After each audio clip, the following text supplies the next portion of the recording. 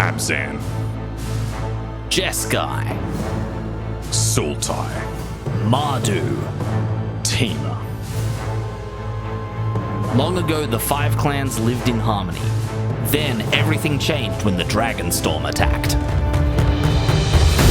Good evening, Draftaholics, and welcome to your pre-release and draft guide for Tarkir Dragonstorm.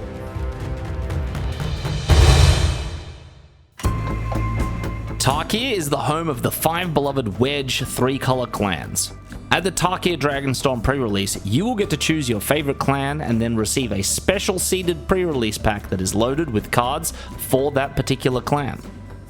Before we get to the 5 clans, let's have a quick run through the new mechanics that appear across all 5 colors, and then we'll introduce you to the new look and mechanics of each clan and the archetypes that you can build in Tarkir Dragonstorm. Omens are a warning that this format will involve a lot of shuffling. Ooh. Omens are a new take on the spell stapled to a creature idea. Much like adventure creatures, you choose whether you would like to cast the spell side or the creature side, but with a key difference. If you cast the spell side, you shuffle that card into your library when it resolves.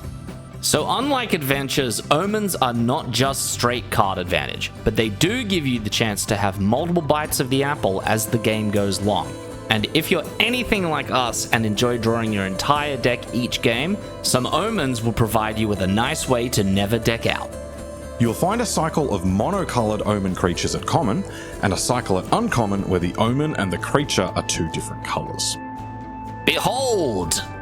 A dragon! There hasn't been this much dragon in one place since that rehearsal scene from Whiplash. Dragon. Many of the spells and effects in Tarkir give you a bonus if you behold a dragon, meaning either point dramatically to a dragon you control or reveal a dragon from your hand. Dragons are not limited to just splashy mythics. There are plenty of dragons at all rarities, including common. All of the Omen creatures are dragons, so even if you've stuffed your deck full of big scaly boys, you'll still have plenty of cheap plays available. So go ahead and pick those caustic exhales nice and early. We think it will be quite easy to get them turned on.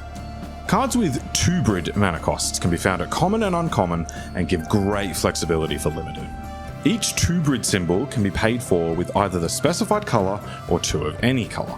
So, for example, Temur Tawnyback can be paid for with 6 generic mana, which is pretty unexciting, any of these combinations of 4 or 5 mana, which are decent to medium, or if you can assemble exactly green, blue, red, you get a bargain for just 3 mana.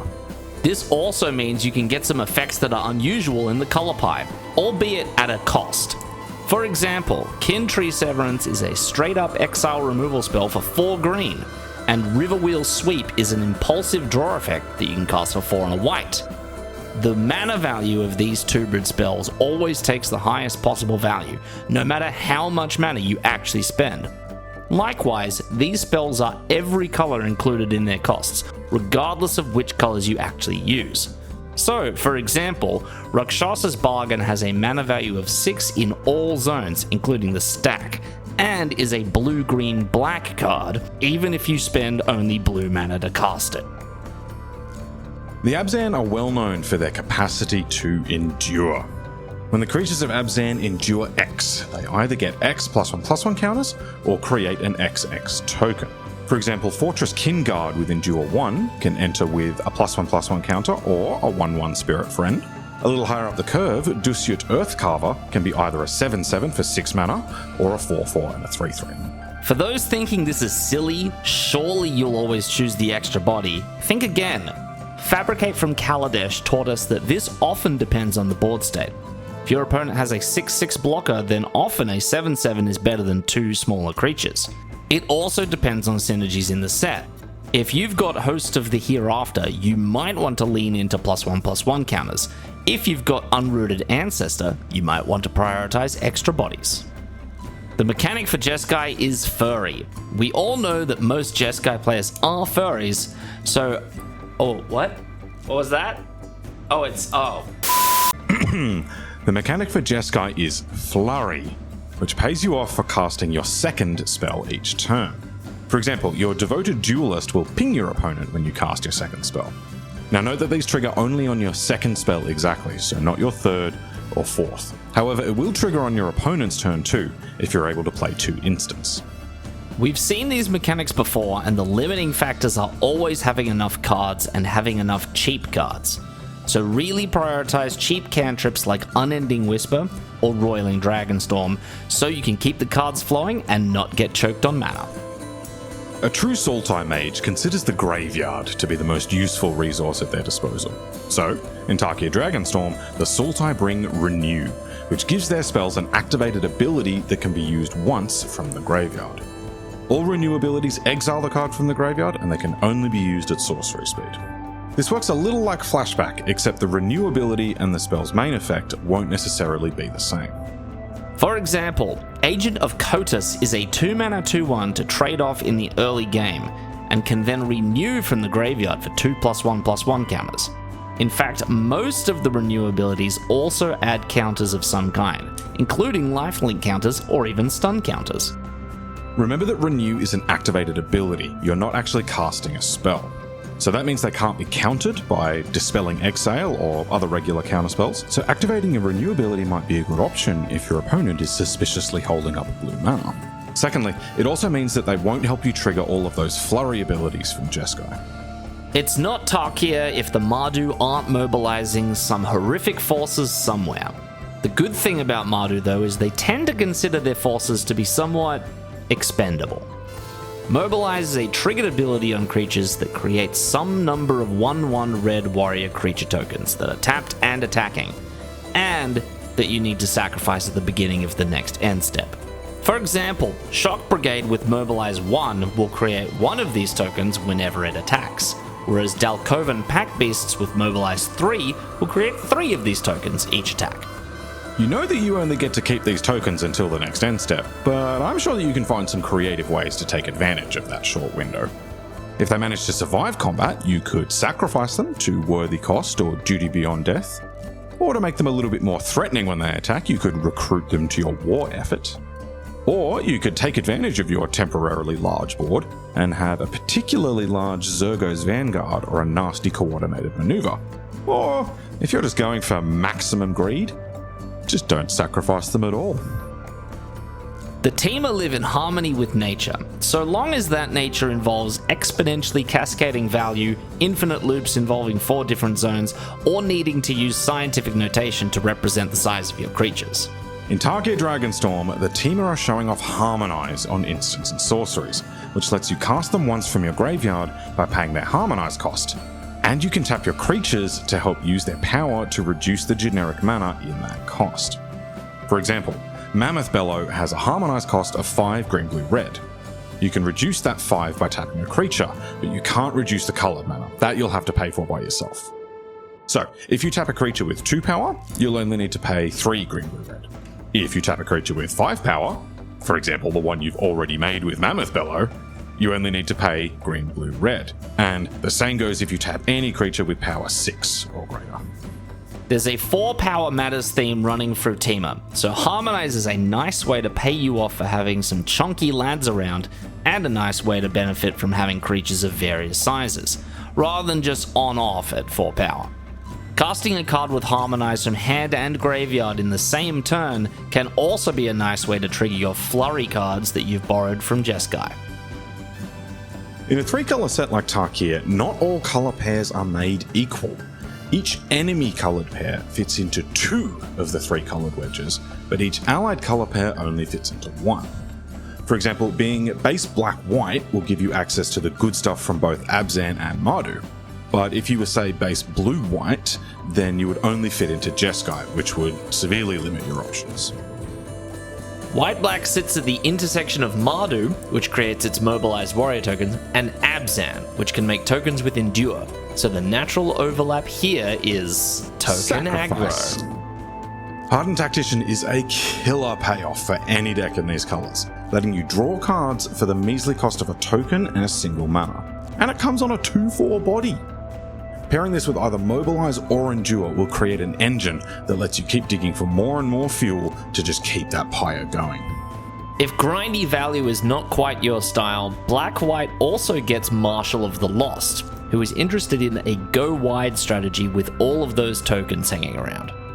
Just note that you can't point its trigger at a Mobilize warrior token, since you need to choose a target for Marshal before those tokens are created. But you can stack your triggers so that the token will be created in time to be countered by the ability.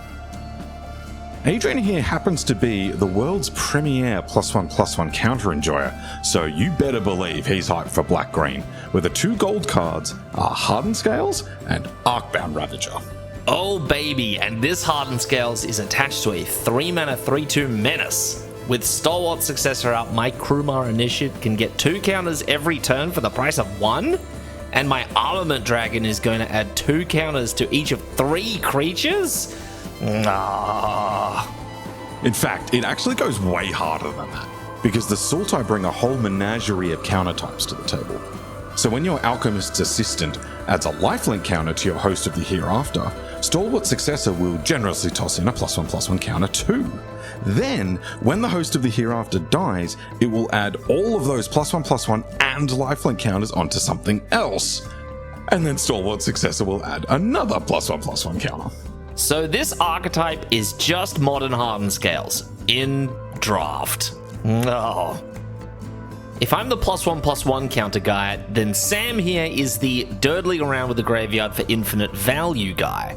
So you all know damn well that you'll be seeing him slam a Kishla Skimmer pack 1 pick 1 in our first draft of the format here on the channel. Wait. Are you telling me that every time I renew a Constrictor Sage, I get to just draw a card for free? Yes. And hold the phone a damn second. Casting a card with Harmonize counts as it leaving the graveyard, right? So that means I can cast Unending Whisper from the graveyard, then I'll get to draw a card, and then just draw another card? What, for the love of Ugin, please nobody tell him about Auroral Procession. The Jeskai Flurry deck has some pretty natural synergy with Harmonize, so their intersecting color pair blue-red leans into that theme of double spelling. Effortless Master comes in a little bit thicker if you've cast a spell before him, like a Channeled Dragonfire, which you can easily cast back for its Harmonize cost by tapping the Master. You could also do that with an Unending Whisper. Sam? Okay. I'm capable of doing things other than drawing cards, I promise. I'm pretty keen on Glacial Dragon Hunt, which draws cards and nugs your opponent's creatures for 3, while you stock your graveyard with even more value to trigger your Kishla Skimmer later. Sam, you have a problem. Everybody knows that red-white is not a real color pair, and you should never draft it in any format ever. But it does look like red-white might have a few different approaches in Tarkir Dragonstorm. The most obvious is a token aggro deck powered up by Frontline Rush, which single-handedly offers both of the things a token deck is really after, either more bodies or mass pump. With red-white getting access to Mardu Mobilize creatures, you can potentially make a lot of tokens very easily. But that's really boring. Now, I don't know if Corrie Mountain Stalwart is supposed to be an aggro tool to burn your opponent out or something, but I'll be using it as a grindy life gain tool to stay alive while I'm double spelling in my control deck. With access to Jeskai's Flurry tools, that shouldn't be too difficult, so you better believe red-white control is on the menu. Tarkir Dragonstorm is a 3-color set by design, so it's no surprise that there is a metric buttload of fixing options across the set that will be hot commodities for all drafters. We've got the full 10-card Gainland cycle, Evolving Wilds with gorgeous new art, and the 5-card cycle of Tri-lands matching each of the clans. These Tri-lands will be premium picks, so don't undervalue them. We've also got a cycle of monuments for each clan, which are 2-mana artifacts that search up a basic land in their clan's colours, and then have a late game ability to make a clan-relevant creature token. We've also got Embermouth Sentinel to help fix or ramp, and each clan also has a devotee who can help filter your mana once per turn to help cast spells within their clan. Green, of course, gets a few more options again for fixing, including Sagu Wildling, Encroaching Dragonstorm, and Roma's Routine. There's also Dragonbrood's Relic, which is a nice payoff for a potential 5-color green deck greedily splashing all of the best multicolour cards across every clan. So whether you want to go wide, tall, long, deep, or in circles, Tarkir Dragonstorm is absolutely stuffed to the scales with incredibly fun looking cards. This set looks like it will offer amazing variety in deck building and some really dynamic gameplay. So if you want to join us for a wild draft the very first day the set is on Arena, just hit subscribe and we'll drop some hot drafts straight into your YouTube feed. And as always, the only thing you need to remember to keep up with us is what to call a werewolf on YouTube.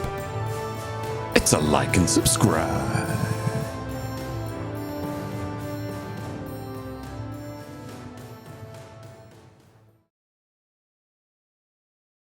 Ah, yes, good sir. May I interest you in a Mobilize?